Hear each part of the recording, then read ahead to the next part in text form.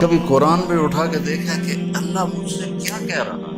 میں نے آپ کو بتایا کہ کہنے والا کون ہے اور کتاب کون سی ہے. میں نے تو صرف قرآن خوانی کے لیے قرآن رکھا ہوا ہے، ختم پڑھ لو اس کے لیے قرآن رکھا ہوا ہے.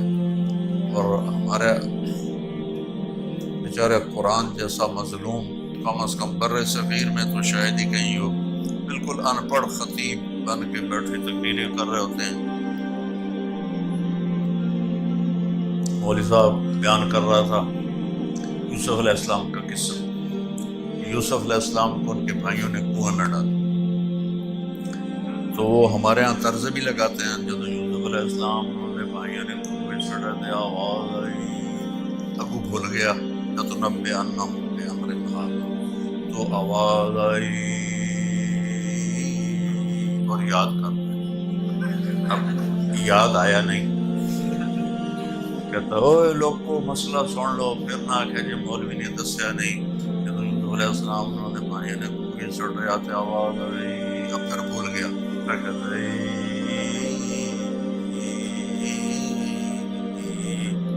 پھر یاد نہیں آیا. کہ جو ہن نہ دسیا تو میں نے لتر پہن گیا. اوے سن لو مسئلہ غور نال سن لو، قرآن بیان کر رہے ہیں، کوئی خبراں نہیں سنا رہے ہیں. جب یوسف علیہ السلام انہوں نے بھائیوں نے کوئی سڑے دے، آواز آئی کڑھم کڑھم، پانی میں گرنے سے آواز ہوتی ہے، کڑھم آواز آئی کڑھم. یہ تو قرآن کے ساتھ ہوتا ہے. کبھی آپ نے اٹھا کے دیکھ کہ اللہ کیا کہتا ہے؟ کیا کچھ کرتے ہو، کیا کچھ پڑھتے ہو، کیا کیا پڑھائیاں کرتے ہو، ساتھ جاب بھی کرتے ہو. یہ جو ہمارے بچے آتے ہیں بیچارے جاب بھی کرتے ہیں، پڑھائیاں بھی کرتے ہیں. کبھی قرآن پہ اٹھا کے دیکھا کہ اللہ مجھ سے کیا کہہ رہا ہے؟ تو اللہ تعالیٰ نے کہا ہے کہ لِيَبْلُوَكُمْ أَيُّكُمْ أَحْسَنُ عَمَلًا، میں تمہیں آزما رہا ہوں. تم نے مر کے میرے پاس آنا ہے، تم میں سب سے خوبصورت عمل کون کرتا ہے. یہ نہیں کہا تم میں زیادہ عمل کون کرتا ہے، تم میں خوبصورت زیادہ خوبصورت عمل کون کرتا ہے. صحابہ اتنے عبادت گزار نہیں تھے جتنے تابعین تھے. صحابہ کا اتنا علم نہیں تھا جتنا تابعین کا تھا. حضرت خالد بن ولید جیسی شخصیت فجر کی نماز پڑھائی، تھوڑا سا قرآن ایک جگہ سے پڑھا، تھوڑا سا ایک جگہ سے، تھوڑا سا ایک جگہ سے، اس طرح کر کے فجر کی نماز پوری کی. اور سلام پھیر کر کہنے لگے بھائی جہاد نے مجھے قرآن بھی نہ سیکھنے دی. اور بعد میں کتنے بڑے بڑے علامہ آئے، لیکن وہ کسی ایک صحابی کے برابر نہیں ہو سکتے کہ صحابہ تھے احسن عمل. ان کا عمل پر نور نبوت پڑا تھا. نور نبوت کی روشنی اور ان لائٹوں کی روشنی میں بہت بڑا فرق ہے. تو صحابہ تھے احسن عمل. بعد کے لوگ تھے اکثر. کسی صحابی نے 40 سال فجر کے عشاء کے وضو سے فجر نہیں پڑھی، کسی صحابی.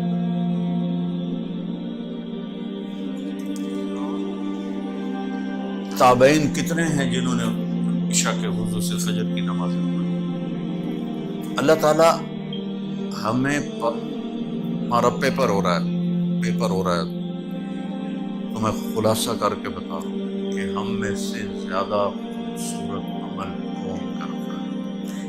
ایک واقعہ سنو. تبوک کے موقع پر آپ نے فرمایا چندہ اکٹھا کرو. حضرت عثمان رضی اللہ تعالیٰ عنہ نے 10,000 سپاہیوں کا کھانا پینا انتظام کیا اور 300 دینار اوپر دیے. ہمارے نبی ایسے آپ کے دیناروں کو ایسے ان سے کھیل رہے تھے، فرما رہے تھے ما علی عثمان اللہ یعمل بعد. عثمان آج کے بعد تو کچھ بھی نہ کر، تیری جنت واجب. عبد الرحمن بن عوف اپنا سارا مال اٹھا کے لے کر آئے، پورا مال صدقہ کر.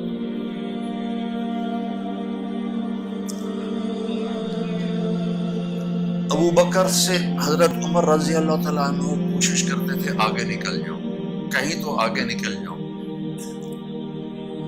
تو اس موقع پر ابو بکر کے گھر میں غربت تھی اور عمر مالدار تھے. کہنے لگے بھائی عمر آج جے تو لے گیا بازی تو لے گیا، پھر تینوں نہیں لبنا ہے موقع. انہوں نے کیا کہ آپ نے مال کو آدھا کیا، کہ مثلا سمجھو اتنا بڑا گٹھا اٹھا کے لائے، اتنا بڑا. ابو بکر رضی اللہ تعالیٰ عنہ نے چھوٹی سی گٹھڑی اٹھائی ہوئی اور وہ لے کے آئے. اب دونوں مال سامنے پڑے ہوئے، ایک مثال ہے اتنا ہے، ایک اتنا ہے. اندھے کو بھی نظر آ رہا ہے ابو بکر تھوڑا لایا ہے اور عمر زیادہ لایا ہے. اب اگر سوال میرے نبی یہ کرتے عمر کتنا لائے ابو بکر کتنا لائے، تو ابو بکر ہار گئے تھے اور عمر جیت گئے تھے. اور اللہ اس رسول کو پتہ ہے کہ اصل قصہ کیا ہے. تو آپ نے سوال ہی بدل دیا جو اس موقع کا ہے ہی نہیں، بنتا ہی نہیں. عمر پیچھے کیا چھوڑ کے آئے. اور کوئی میں کہ مدارس اللہ میرے ذریعے سے چلوا رہا ہے، کوئی ہمیں آگے چندہ دیتا ہے، ہم پوچھتے ہیں جی کتنے ہیں. یہ پوچھ سکتے ہیں کہ پیچھے اور بینک میں کتنے ہیں. اگر یہ پوچھ لیا پیچھے اور کتنے نہ کہ اے ویڈیو میں 2 نمبر ہی کام لگتا ہے اس سے میں نے فراڈی لگتے ہوں. تو آپ دیکھو میرے نبی نے کیا من کیا. عمر پیچھے کیا چھوڑا ہے. حضرت عمر جو پہلے ایسے کھڑے تو نہ لی گئی، تو ان کو پتہ لگ گیا بھائی میں ہار گیا. کہنے لگے جی آدھا چھوڑ کے آیا ہوں، آدھا لے کے. ابو بکر تم کیا پیچھے چھوڑ کے آئے. کہا جی ترکت اللہ و رسول، میں تو اللہ اس کے رسول کو چھوڑ کے آیا ہوں، باقی سارا لے کے آ گیا. تو عمر کہنے لگے ابو بکر میں تجھ سے آگے نہیں نکل سکتا. یہ بات میری واضح ہو گئی کہ اللہ دیکھنے والا ہے کہ ہم میں خوبصورت عمل کون کرتا ہے. کثرت بھی مطلوب ہے لیکن اصل جو وزن پڑنے والا ہے وہ خوبصورتی کا ہے. قرآن میں 25 دفعہ احسن کا لفظ آیا ہے، اور خوبصورتی کے لیے ایک لفظ ہے حسن خوبصورت، ایک ہے حسین بہت خوبصورت، ایک ہے احسن سب سے زیادہ خوبصورت. احسن کا لفظ قرآن میں 25 دفعہ آیا ہے. اور ایک آیت میں نے پڑھی تھی لقد کان لکم فی رسول اللہ اسوۃ حسنہ. آپ یہاں اچھی لائف کے لیے آئے. اتنا ہی پتا بھی بھانڈے بھی آپ کے گھومنے پڑوں.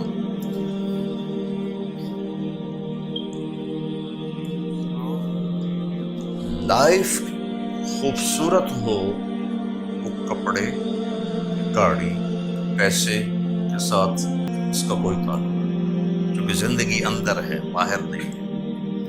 یہاں اندر جب اندھیرا ہوگا تو باہر روشنی نہیں ہوگی. 100 بار چمن مہکا 100 بار بہار آئی، دنیا کی وہی رونق دل کی وہی تنہائی. زندگی اندر ہے. تو میرے نبی نے فرمایا اگر اپنی زندگی خوبصورت بنانا چاہتے ہو تو مالدار ہونا شرط نہیں، سید قریشی ہونا شرط نہیں، انگلینڈ امریکہ میں رہنا شرط نہیں، غریب ہونا شرط نہیں، بادشاہ ہونا شرط نہیں ہے. میرے محبوب کی زندگی تمہارے لیے خوبصورت ترین نمونہ ہے. اس کے لیے حسن کا لفظ نہیں آیا، حسنہ کا لفظ آیا. سبحان قرآن بھی کیا شے میرے رب نے اتاری.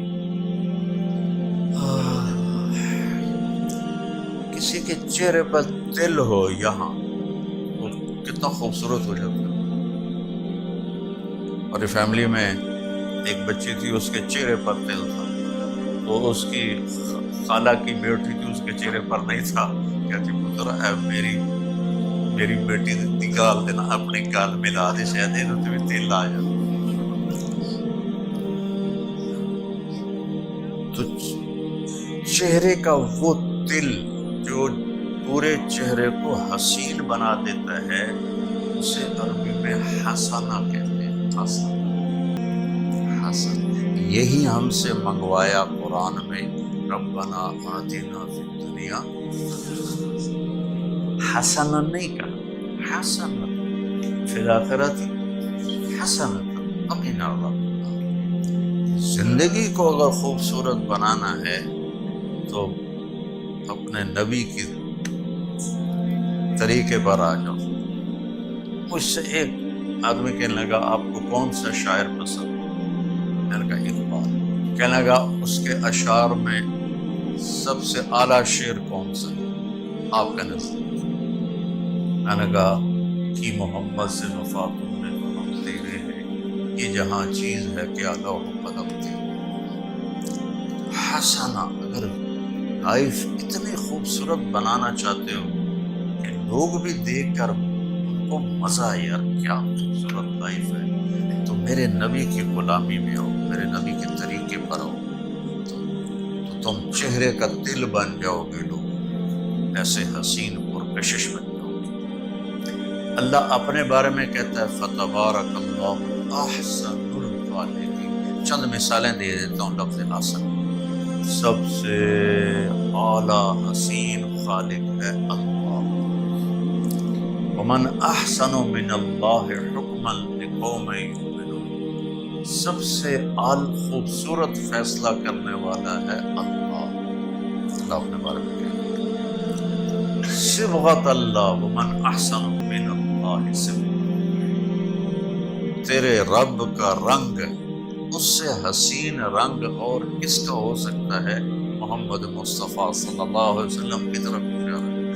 اللہ احسن، اللہ نے اپنے نبی کو کہا احسن، پھر کہا اللہ نزل احسن الحدیث، تیرے رب نے اتارا سب سے حسین کلام قرآن، سب سے حسین کلام قرآن، بہت خوبصورت۔ حضرت عثمان رضی اللہ عنہ فرمایا کرتے تھے کہ لوگوں کو قرآن کا پتہ چل جائے تو زندگی بھر قرآن سے آنکھیں نہ ہٹائیں، نظریں نہ ہٹائیں۔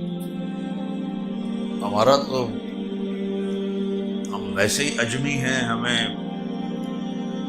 اجمی تو اجمی ہیں۔ اب عرب کے بدوؤں کا حال یہ ہے، ابن جوزی نے لکھا ہے کہ وہ امام صاحب نماز، یہ صحیح واقعہ ہے، ایسے لطیفہ نہیں، امام نماز پڑھا رہا تھا، انہوں نے سورہ نوح شروع انا ارسلنا نوحا الی قومہ، آگے بھول گئے تو پھر انہوں نے دوبارہ دہرایا انا ارسلنا نوحا الی قومہ، کسی نے لقمہ بھی نہیں دیا، پھر بھول گئے، پھر تیسری دفعہ پڑھا انا انزلنا نوحا الی قومہ۔ پیچھے ایک بدو عرب کھڑا تھا، کہنے لگا جی نوح نہیں جانتا تھا کسی اور نو گل دے۔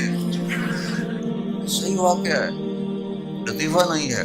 ان لم یذهب نوح فارسل غیرہ، تو عربوں نے یہ حال کیا ہوا ہے کہ ہمارا کیا حال ہو۔